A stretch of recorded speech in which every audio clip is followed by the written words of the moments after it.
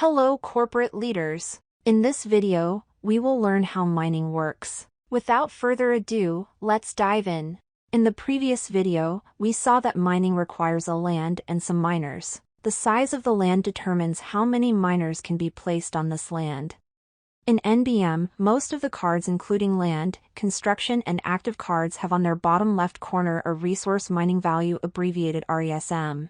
The RESM value of a card normally goes between 0 and 15. A value of 0 means that the card is not good for resource extraction. But you can still use it for mining if you want to. Rarer cards and especially ultimate cards have the best RESM values. However, some common cards are also really great for resource extraction.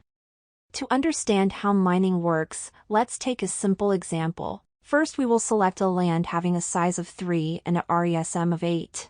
Since our land has a size of 3, we can select 3 miners. Let's select 3 units which respectively have the following RESM, 4, 3 and 8. If we add up the individual RESMs of each miner on the land, we get a total value of 15. Thus, the miners that we put on the land have an overall resource mining value of 15.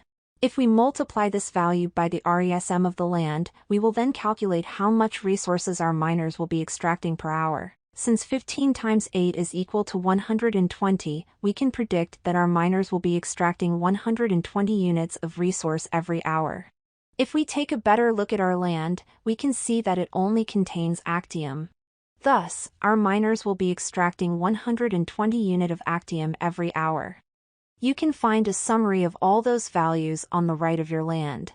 First, the size of your operation, second the total RESM value of your miners along with the RESM of your land. Third, you can see the value per hour that we just calculated along with some extra bonus that you might get. At the bottom, you can also see how likely your miners are to mine an NFT if you decide to go with NFT mining instead of resource mining. But, don't forget that in NFT Battle Miners, each operation can only perform one action at the time. It is not possible for a particular operation to extract both resources and NFTs at the same time. Similarly, it is not possible for a particular operation to simultaneously extract different types of resources. This is why, when you set up your operation, it is always good to take a few seconds to think about the activity that your miners will be performing. Don't forget that every time you want to change your operation's target, you need to recall it. Thus, a very good strategy is to constantly have several operations running in parallel. Every hour, this approach will allow you to automatically extract all types of resources along with some NFTs. Finally, before finishing this video, let's take a look at how NFT mining works. NFT mining is very similar to resource mining. All card types have on their bottom right corner a value called NFTM. NFTM works like RESM. Let's go back to our previous example with our land and our 3 miners. In this case, our 3 miners have the following NFTM values, 4, 3 and 1. The sum of those numbers is equal 8. Our land has an NFTM value of 7. The total NFTM of the miners, 8, times the NFTM of the land, 7, is equal to 56. Since we are calculating a percentage, the final probability of extracting an NFT with this setup is equal 0.56%.